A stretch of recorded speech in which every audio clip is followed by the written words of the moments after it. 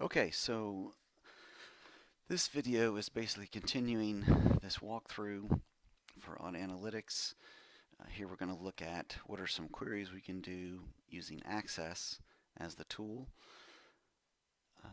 that would be related to audit objectives and audit procedures we would care about. Okay, so we have this relationship again. That's this textbook store, simple database, just a week's worth of transactions in here. Just enough to have a setup and structure in the database. And so, if we look at um, first some Venn diagrams, um, or a Venn diagram, which is essentially a way to show relationships between objects or between sets. And so you can imagine these tables as sets of records, sets of transactions, right? And so we can have a customers table and we can have a sales table. So if you imagine this first circle represents the customer records, right? All the customers and their information make up this set, and then the sales table makes up this other circle. Okay, and so we basically have three regions we can think about, at least conceptually, when thinking about the intersection of these two. And so again, how I'd want to join it is I've got this ID of the customer. Let me see if I can minimize this. And and we have the customer ID from the sales table, right? Oops. Those two, when those have the same value, that um, is going to provide a connection between the records in the customer table, or a particular record in the customer table and a particular record in the sales table, right? So what do each of these regions represent? They basically represent when there's overlap, right? So this B region represents when there's a match between the customer table and the sales table, right? So there's going to be a subset of records that, yes, there's a record in the customer table, and then there's a corresponding record in the sales table for that customer, right? And so those will connect. Those are the in this B region. And so we can actually look here so that B represents the matches where there are customers with sales. Okay, the A region represents when there are customers with no sales. Right, there's no matching record in the sales table for that customer. Okay, and then C represents sales transactions that don't have a valid or a matching customer record in the customer table. Okay, and again, we figured this out based on comparing the ID in the customers table with the customer ID in the sales table. So how do we then do joins? Okay, so there's a little bit different terminology depending on what tool you're using.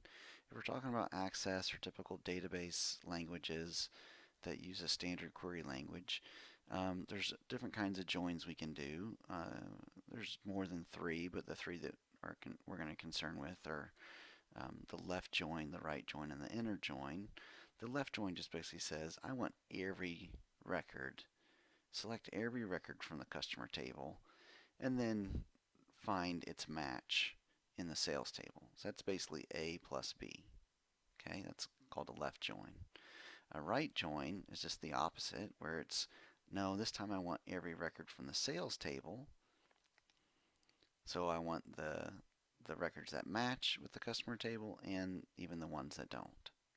Okay, and so that would be a right join, only because that's the table on the right. And it doesn't matter, we could have switched and put the customer on the right side and the sales on the left side. We would just have to make sure we understand the interpretations would switch, right?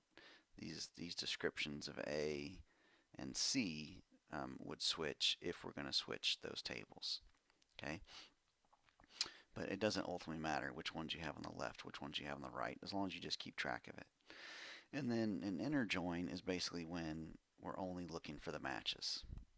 Okay, and so Access, and we'll see in a minute, basically has these three joins that are kind of programmed into its basic query functionality. So if we wanted to find only A, for example, well, then we'd have to do the join, do a left join, right?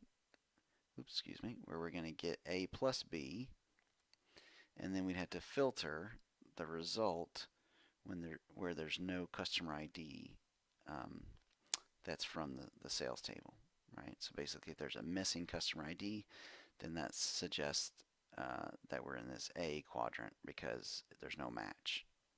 Same thing for the right join. If I wanted to ultimately find C, or excuse me, for C, if I want to find C, I'd have to do this right join where I'm basically taking the entire sales table and say, okay, bring over the matches from the customer table, and then look where there is no ID, right? There's no matching ID here, and that's what would give me this C.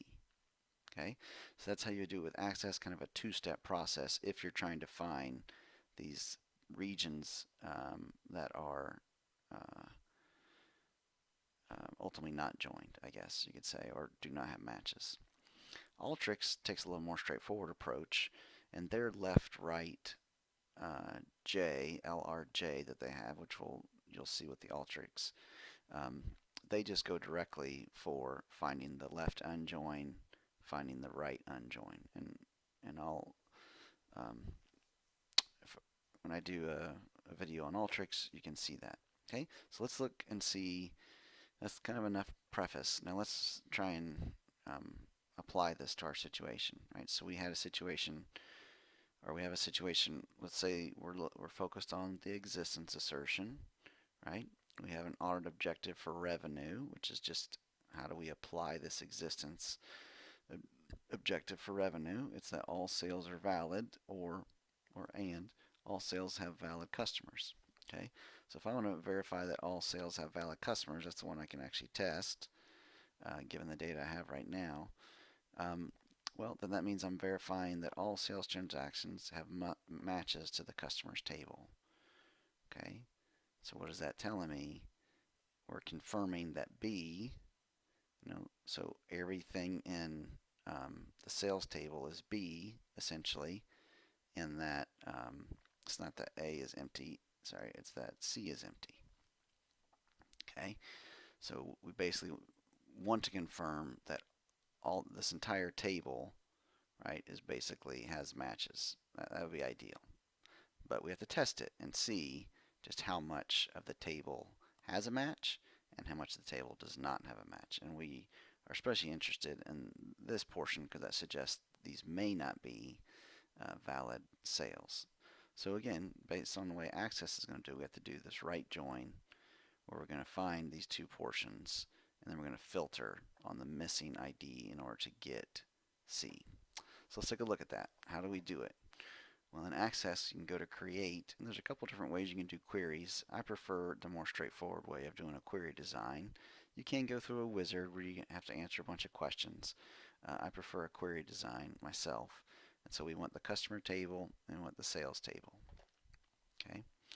And so notice the nice thing about Access is it already remembers the relationship that was defined in the relationships tool, right?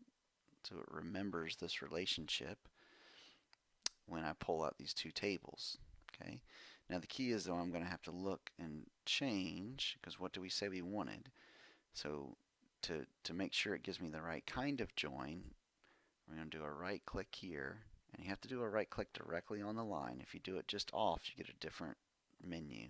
You right click directly on the line, click on join properties, and we said we wanted a join, a right join, where we wanted all of the sales records and only those records from the customer where the join fields are equal. Because we're going to then, that's going to be our B plus C, right? Everything from sales, which is that entire circle, and then just matches from the customer. So if you don't select that, you're going to get a different result. So we want to select that, and then we can just highlight, whatever we want So we may want to put the customer ID in there, just the name. We may not want all the other information, or may not need it for this report. But then maybe we want everything from the sales table. And so this asterisk is just shorthand for all. Give me all of the fields for sales.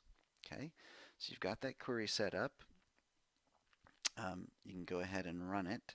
There's a couple different ways you can do it. If you click on the design tab, you can either click on the view data sheet or you can click run. Either one will then give you the table that it finds, right? And so notice that it has all of the transactions from the sales table, and it has some information from the customer table. That's those first two, but it has everything from the sales table. Well, notice, right, if we look right here, we have our problem, right? This is our problem record that doesn't have a valid customer ID. So if you're doing this and there's only 7 records or 8 records or whatever it is, it's easy to find it. But imagine we have 1,000, right? So the more strategic way to do it, you can do it a couple ways, but this is an easy way. Once you have the results, you can unselect, you do the drop down, unselect all, and then click on blanks. And now I just see that record that has blanks. Okay, and so I have one sales transaction that doesn't have a matching record in the customer ID. So if I want to look to see how much dollars amount that is, I have to go back to my relationships, and I've got a couple of jumps here, right? Because if I just did this join, right? I joined this table and this table, customer and sales, but I need unit price and I need quantity to know how many dollars of revenue we're talking about, okay? Because right now I don't know that. All I know is that this sale transaction doesn't have a valid customer. I don't know the total amount, and I don't know which products. So I got to expand my query here. Okay, so if you right click in this view, you can click on show table. You can also go up here if you wanted to. And so I need the detail table next, and then I'm going to also pull in the product table. Okay, and so again, notice that it has these relationships already defined. And so if I click on these and see join properties, so in this scenario, it's okay if we're just going to look at rows where the join fields are equal, because I really just need to grab the data that's related to the one transaction, and it's from the sales table, so I know I'm going to have a sales ID in here, so I'm not going to have a problem with the join, so that's fine. And same thing for the product table. I just want to pull out this unit price, and so if I verify the join properties, it's just showing me only basically the inner join, right? And so now I can pull what I need down here in the report that I'm in this new table that I'm creating. So I can scroll down to sales details, right? And so I can find, I want the product ID, and I want the quantity. Can't quite see that. And then from the product table, which is scroll all the way to the bottom, I want the price.